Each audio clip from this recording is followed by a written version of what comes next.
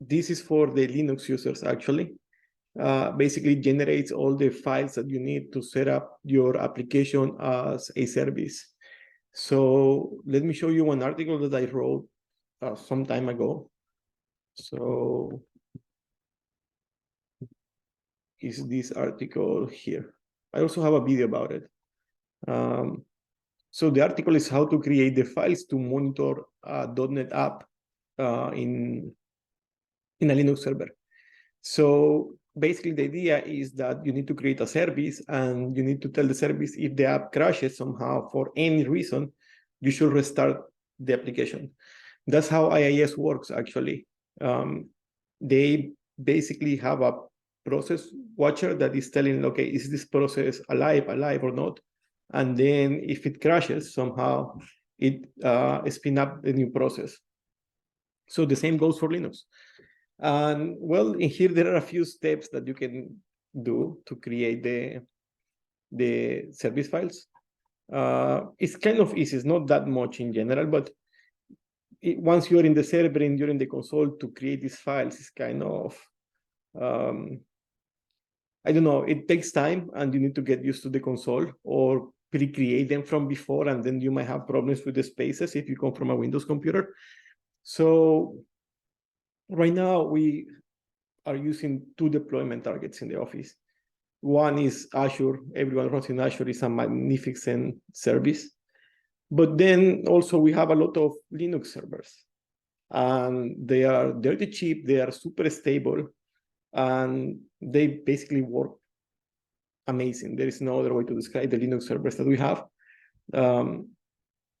So most of the deployment, test deployment, demos, experiments are done in Linux at the moment. So every time that we need to deploy an application on Linux, we need to create a lot of files, like to start the service, to stop the service, to install the service, to change the permissions. And there are like 20 commands that we need to run each time. So in here, what I did is basically save you some time and save myself some time and people in the office. So now we have this application. I will make this bigger as is needed. Some of the cases are still not covered, but I think that this is so far good enough to use it. That's why it's already public. So if you come to this URL here, you will see this website. This was created using XAF. You know that me and my business partner, Javier, we are both DevExpress MVPs. So we use XAF basically for everything that we create, all the prototyping and everything. So this application basically show you some, like one form. And if you fill the blank spaces, you will see, you will generate the files you need to install your .NET application as a Linux service. So it will also be monitored. If the application crashes, then it will be automatically restarted by the OS. So this is what we have. So the application name can be, for example, my app. The description, I will leave that. See, this is changing. If I change any value in here, it will change on the file here. The assembly name, usually the assembly name might be different of the application name. The application name is more like a description, and in this case, try to keep the name on a single string, not spaces. So the assembly name, the working dir usually is like home and then your Linux username or whatever you want to deploy your application. You're free to decide any path that you want. Of course, the application should be there. If not, all the configuration will fail. Then if it's self-contained, I strongly recommend that you do this. It means that it will not require the framework. Everything that you need will be self-contained in the assemblies generated. So see, there is a small difference. If you remove this check here, it changes to DLL, because it means that you need to put here at the beginning the .NET command to run a .NET application that is compiled. But if it's self-contained, it's basically an executable file. So you just click on here, and it will change the name accordingly. Then the user that you're going to use, let's say that in this case is me. How much time will the OS wait before it restart the application? I mean, if the application crashes, how long it will take to create a new instance? Let's say 5 seconds. And see, everything is changing in here. So this is the service file. So this will also create a script with all the necessary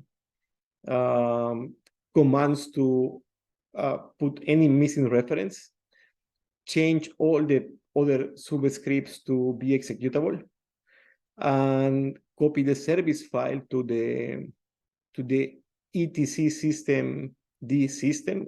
That's the directory on Ubuntu where the service files lives. And then you should enable the service, then start the service, and then we check the service status if it's running. And then a small script to install, which is kind of really simple. Basically, you stop the service, you disable it, and then you remove the service file. And this line is just something that you might need sometimes, is that maybe maybe the process is not totally killed when you disable it. This should actually kill it, but in some versions of Ubuntu, doing this doesn't actually kill the process. So you need to kill the process manually. So that's why we have this line here. And service status, this is super simple. It's just to abstract like those 4 words into a single command. And same for the stop and status. So that's basically it. In the source code that I have, there is a new menu item in here that is for XAF applications. If you're using XAF, you need this, but also you might need the script to run the DV updater, which it looks like no one runs but me. But also, since I use that a lot, I include the lines to basically update the database schema with one single command. So that's it. Basically, after you have done all of this, you can generate the files. And as you can see, I generated a lot already. So this is what's going to be created for you. So see if we view this. It basically replaces everything that you fill in the form here. So once you have these files, basically you put them in your, you publish your application for Linux, self-contained and everything, and then you copy these files to that folder. Then once you have them in the server, you just need to follow what is shown in here. So basically is you go to the app directory, which is what you wrote actually in that form. So if you just copy that command, it will take you exactly there. Then you change the permissions for the install service SH. So you just copy this line, and since you're already in the directory where the application is and the files are, then this will basically work, will change the permissions to the service, install service script. And then you just run the install service like this. So just copy those 3 lines and it will install everything for you. And then if you're using virtual, I'm going to make a separate video for this. You just go, this is just in case you want to enforce HTTPS redirection. So here is a few instructions. This is more for me and for the people in the office because we use virtual and we use free certificates from Let's Encrypt. So we generate the certificates, but then you have 2 websites, right? HTTP and HTTPS. So this is the steps to follow to force HTTPS redirection. If you're using Apache, that's what we actually using in the office. This can be done also with Nginx. I think it's even easier with Nginx. But to be honest, I kind of really love Apache. I've been using it since I was a kid, basically. So forever.